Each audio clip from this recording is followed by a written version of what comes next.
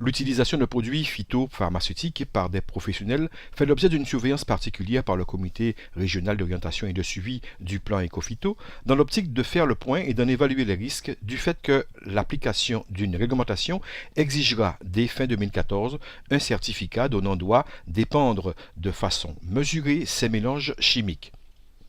Quantité d'organismes de formation sont à disposition des milliers d'utilisateurs pour des conseils de manipulation dans la législation en vigueur en vue d'éviter dérapages et accidents dus à une méconnaissance de pratique.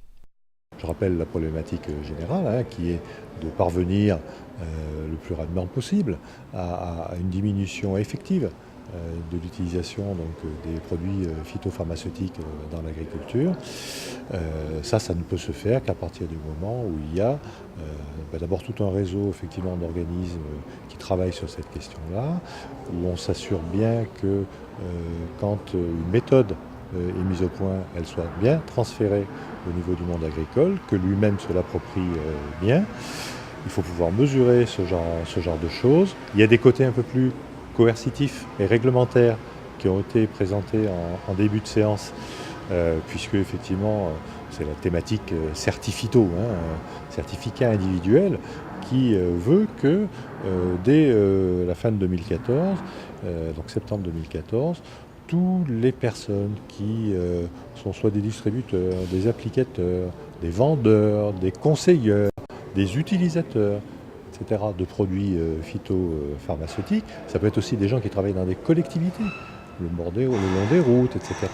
Tous ces gens-là doivent effectivement pouvoir témoigner qu'ils ont suivi des formations correspondant à l'activité qu'ils ont et qui leur donnent donc le bagage suffisant pour utiliser convenablement et donc de façon mesurée ces différents produits phytopharmaceutiques. Le respect de la réglementation accorde un traitement chimique en diminuant la capacité d'herbicide jusqu'à un remplacement progressif par un désherbage mécanique. Le désherbage dans les cultures végétales, c'est une problématique puisque ce qu'on appelle les mauvaises herbes ou les adventices font concurrence à la plante. Donc quand vous vivez d'une culture, vous avez besoin d'avoir un certain rendement. Donc si vous ne supprimez pas ou diminuez pas la quantité de mauvaises herbes, vous risquez d'avoir forcément des baisses de rendement. Si on désherbait tout manuellement, ça coûterait beaucoup trop cher, on peut pas le faire. Donc, ou bien sur les très petites parcelles. Mais sur des grandes parcelles, désherber manuellement, c'est pas possible. Donc pour l'instant, ce qui marche le mieux, c'est le désherbage chimique. D'accord ?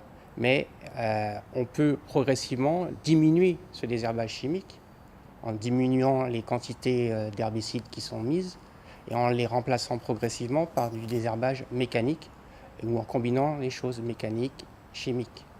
La Chambre d'agriculture s'intéresse à ces mesures de restriction, surtout dans l'expérimentation économe des produits phytosanitaires.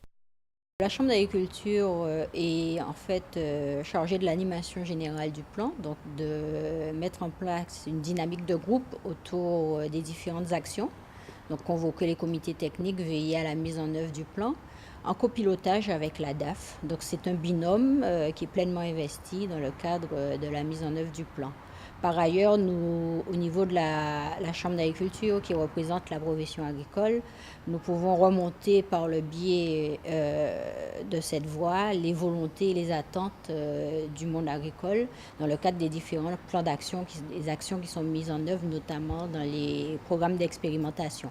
À côté de ça, nous menons aussi des actions propres sur la partie vulgarisation et notamment sur l'animation du groupe de ferme de la Guadeloupe, de Ferme Défi, qui a pour vocation d'expérimenter des pratiques économes en produits phytosanitaires, de dégager des références et de vulgariser ces pratiques aux autres exploitations de la Guadeloupe. Réduire et améliorer l'utilisation des produits phytopharmaceutiques contribue à la préservation de la santé de tous, agressés par les composants chimiques de ces produits qui perturbent le fonctionnement de l'organisme au même rythme d'anéantissement des mauvaises herbes auxquelles ils s'attaquent.